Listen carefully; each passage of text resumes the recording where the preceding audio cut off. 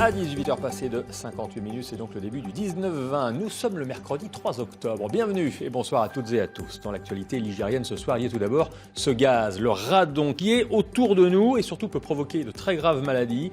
En Mayenne, figurez-vous que 70% des communes sont touchées. Un golf, ou plutôt un champ prêt à semer tellement il a été labouré par des sangliers. Une partie du golfe de l'Aulne-sur-Mer a été retournée. Alors comment agir face à ces animaux, face aux sangliers ? Eh bien, on posera la question à notre invité Cyril Mot, le directeur de la Fédération de chasse de Vendée. Bonsoir, à tout de suite. Et puis un autre homme, l'histoire d'un aventurier, Alban Tessier, un homme malvoyant qui a traversé seul le désert salé de Bolivie. Eh bien, il viendra en fin d'édition nous raconter son défi.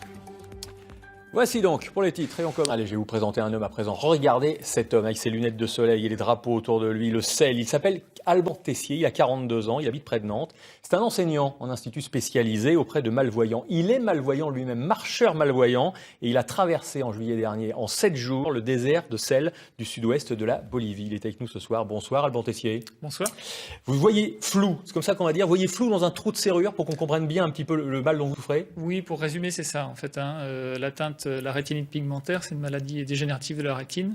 Et donc, petit à petit, la vision se rétrécit et l'acuité visuelle baisse aussi. Malgré ça, je sais que vous avez de l'humour. On peut dire que vous n'avez pas froid aux yeux. Pour preuve, vous avez fait seul 140 km à 3600 mètres d'altitude, donc dans ce désert du sud-ouest de la Bolivie.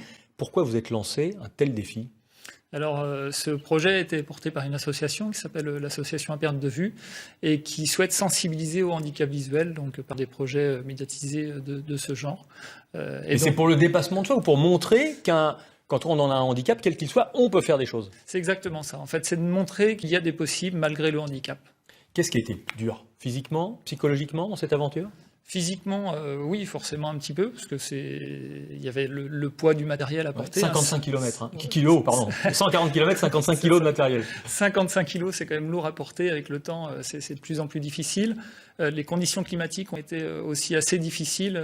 Donc, dès le départ, moins 10 degrés pour partir. Et puis après, les variations de température sont assez importantes entre le jour et la nuit. Donc, il faut les encaisser effectivement physiquement. C'est pas simple. Alors, à distance, à quelques kilomètres de vous, il y avait une équipe qui vous suivait. Vous-même, vous étiez guidé par un GPS vocal, on peut dire ça comme ça. Oui, c'est ça. Vous avez douté à un moment ou au contraire, vous avez toujours été plein d'entrain et courageux ? Non, oui, douter forcément à un moment donné, quand on est un peu dans la panade, quand on a des difficultés, on commence à se dire est-ce que je vais y arriver ? Et effectivement, entre le 2e et le 3e jour, il y a une nuit relativement difficile avec des conditions climatiques extrêmes, une tempête qui s'est levée. Et là, j'ai un ancrage de la tente qui a lâché. Et donc elle s'est mise à flotter entre minuit et 4 heures du matin. Il y a une période un peu sensible où j'ai dû tenir la tente de l'intérieur, parce que je ne pouvais pas l'ouvrir, sinon il y a une prise au vent importante. Donc là, effectivement, on commence à... Là, il y a eu un moment de solitude, là. Exactement. Bon. Qu'est-ce que vous avez appris sur vous ? On ne fait pas ça par hasard, ce genre d'aventure. Qu'est-ce que vous avez appris au fond de vous sur votre personnalité ?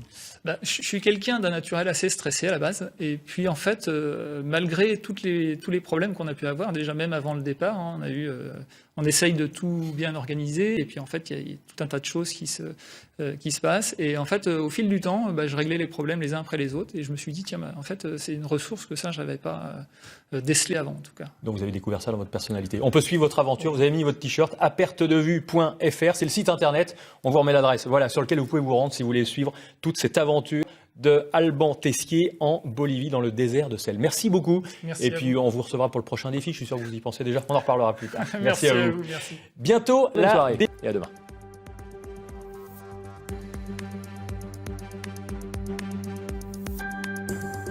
Retrouvez toute l'actualité de votre région sur pdl.france3.fr.